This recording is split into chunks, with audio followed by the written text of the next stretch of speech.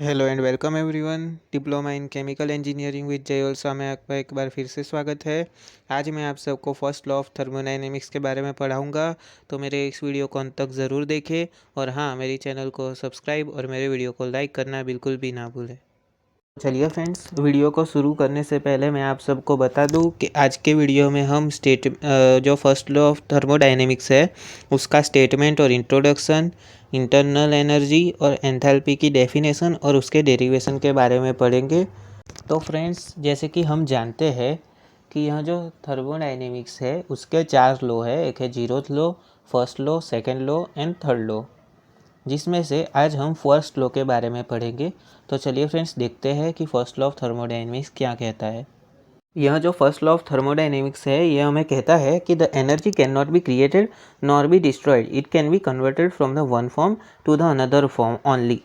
यानी कि यह जो एनर्जी है वो जो यानी कि जो ऊर्जा है वो बनाई भी नहीं जा सकती या तोड़ी भी नहीं जा सकती। ये जो है वो खाली कन्वर्ट की जा सकती है वन फॉर्म से अनदर फॉर्म में। लो, हमें यह भी कहता है कि अगर कोई एनर्जी है उसे हमें प्रोड्यूस करना है तो उसी टाइम पे हमें दूसरे फॉर्म की जो एनर्जी है उसका इस्तेमाल करना पड़ेगा, तभी यह जो है वो एक दूसरी एनर्जी को हम प्रोड्यूस कर पाएंगे। और यह जो लॉ जब आया था तब हमें हमें जो हीट जो उष्मा ऊर्जा है यानी कि जो हीट एनर्जी है उसे हम जो उसके उसे हम एनर्जी के फॉर्म में नहीं माना जाता था। तभी उसके बाद जो जूल है उसने 1843 में जो सीरीज़ ऑफ एक्सपेरिमेंट किए और जिससे हमें पता चला कि यह जो ऊर्जा है यानी कि जो हीट है वो भी एक एनर्जी का ही फॉर्म है। Internal energy. Internal energy of a system is energy possessed by the system due to molecular structure and molecular motion. यानी कि कोई भी सिस्टम के मोलिकुलर स्ट्रक्चर और मोलिकुलर मोशन की वजह से जो एनर्जी जो होती है सिस्टम के अंदर उसे हम इंटरनल एनर्जी कहते हैं। अगर कोई सॉलिड को हम सिस्टम के दौर पे रहे तो उसके जो मोलिकुलर स्ट्रक्चर है उसके अंदर जो मॉलिक्यूल्स जो होते हैं सॉलिड के जो कोई वाइब्रेशन की वजह से या किसी भी वजह से उसके में जो अंदर की जो एनर्जी रहती है उसे हम इंटरनल एनर्जी कह सकते हैं। जो इंटरनल एनर्जी है वो यू से डिनोट होती है और उसका जो एसआई यूनिट है, जो इंटरनल एनर्जी है उसकी वैल्यू डिपेंडेंट रहती है टेम्परेचर पे।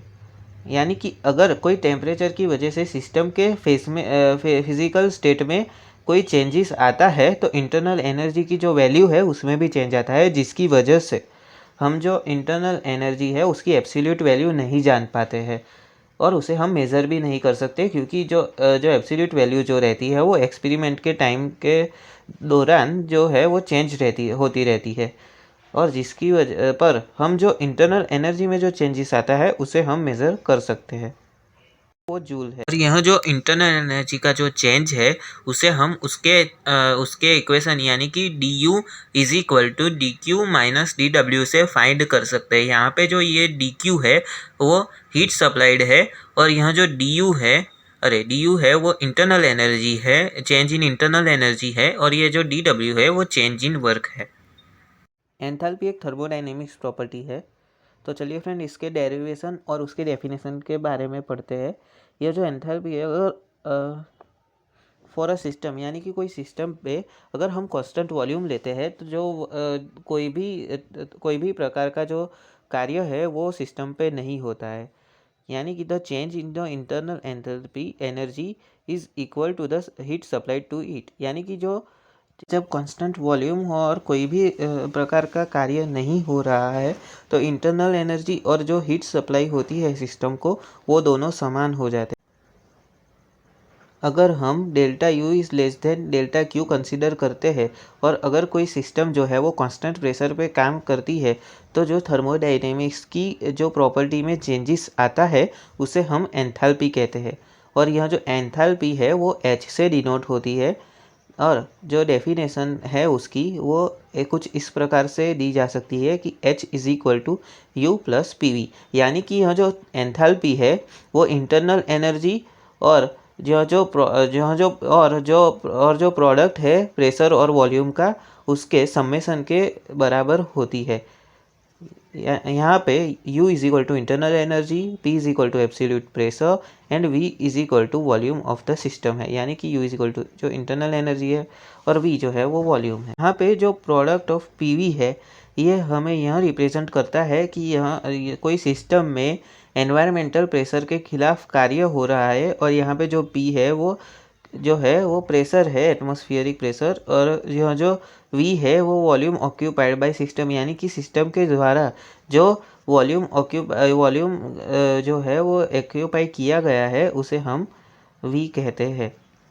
यानी कि यहाँ पे हम अगर जो इक्वेशन 1 है यानी कि H is equal to U plus PV, इसे हम डिफरेंशियल फॉर्म में लाए तो कुछ इस प्रकार की इक्वेशन मिलेगी, जैसे कि DH is equal to DU plus DPV। और अगर यह जो इक्वेशन 2 है उसे हम स्टेट फंक्शन गिने तो अगर स्टेट फंक्शन में लिखे तो हमें कुछ इस प्रकार की मिलेगी, delta H is equal to delta U plus delta PV। अगर कोई मर्यादित वैल्यू मिले तभी यह जो इक्वेशन नंबर 3 है वो एप्लीकेबल रहती है।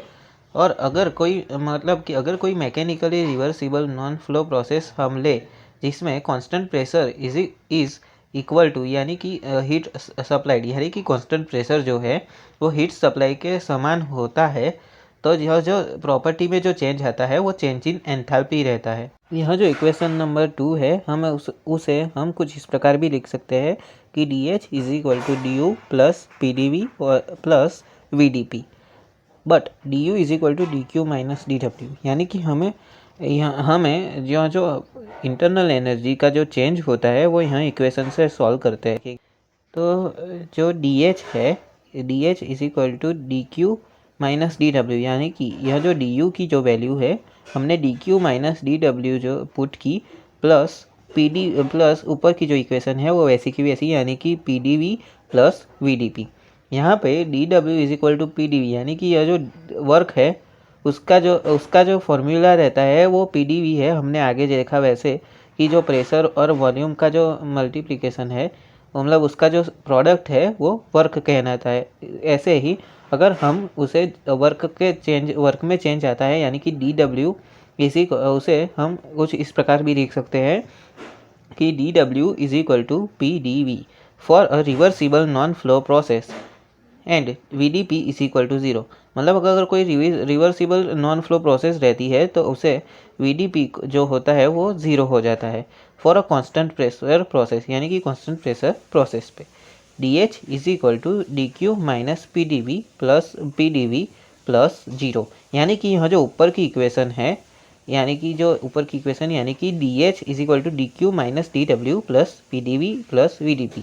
यह इक्वेशन में हमने DW is equal to PdV, यहाँ पे हमने जैसे देखा कि DW is equal to PdV है, वही जो DW है उसकी जगह पे हमने PdV रखा।